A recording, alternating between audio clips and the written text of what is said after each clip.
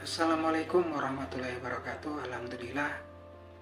Selamat pagi para sedulur-sedulur yang saya cintai dan semoga dicintai oleh Allah SWT. Para sedulur, jadi dalam sebuah hadis yang diriwayatkan oleh Imam Muslim rahimahullah, diriwayatkan bahwasanya suatu ketika Rasulullah SAW bersabda dalam sebuah hadisnya sebagai berikut. Bismillahirrahmanirrahim. Wa qulu khatwati tansiha ila sholati sodaqah, yang artinya sebagai berikut, dan setiap langkah kaki yang dilangkahkan menuju tempat sholat terhitung sebagai sodaqah. Teman-teman, berkaitan dengan hadis ini, Nabi Muhammad SAW juga bersabda dalam sebuah hadis yang lain yang diriwayatkan oleh Imam Ahmad rahimahullah, yang temanya serupa, yang bunyinya sebagai berikut. Bismillahirrahmanirrahim. Kulu khutwati yaktuha ila sholati yukhtab lahu biha hasanah wa yumha anhu biha saya'ah, yang artinya sebagai berikut, dan setiap langkah menuju tempat sholat atau tempat ibadah, maka dengannya setiap langkahnya akan terhitung sebagai hasanah atau kebaikan, dan setiap langkah yang lain akan menghilangkan keburukan atau dosa.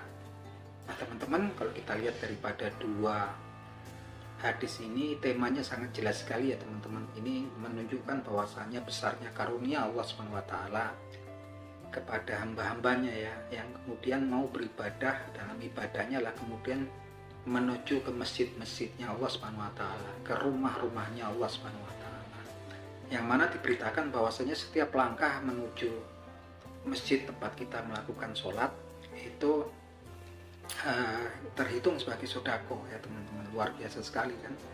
Dan kemudian di hadis yang lain, yang satunya lagi yang diriwayatkan oleh Imam Ahmad rahimahullah, diberitakan bahwasanya dari setiap langkahnya itu, langkah kaki yang satu terhitung untuk kebaikan, langkah yang lainnya juga menghilangkan satu keburukan.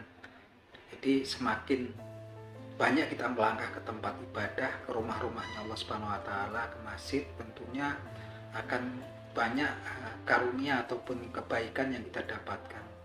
Kebaikan dan kemudian juga pahala serta menghilangkan kejelekan ataupun dosa-dosa yang kita miliki, yang kita punya ya teman-teman. Ini luar biasa sekali.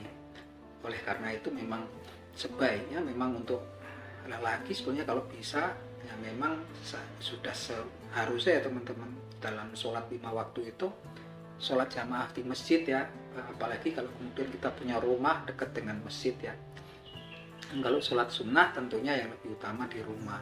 Nah itu aja teman-teman obrolan kita di pagi hari ini, semoga bermanfaat buat teman-teman semua. Dikala memang media sosial ini sekarang isinya ya segala sesuatu yang sebetulnya nggak begitu bermanfaat untuk agama kita, nggak bermanfaat untuk ibadah kita, nggak bermanfaat untuk akhirat kita gitu kan. Kita disibukkan oleh hal-hal yang nggak bermanfaat seperti itu, dan semoga obrolan ini bermanfaat untuk kita semua, dan semoga kita mendapatkan pahala dari sisi Allah SWT dengan obrolan kita di pagi hari ini. Akhir kata, wabillahi taufik wal hidayah. Wassalamualaikum warahmatullahi wabarakatuh.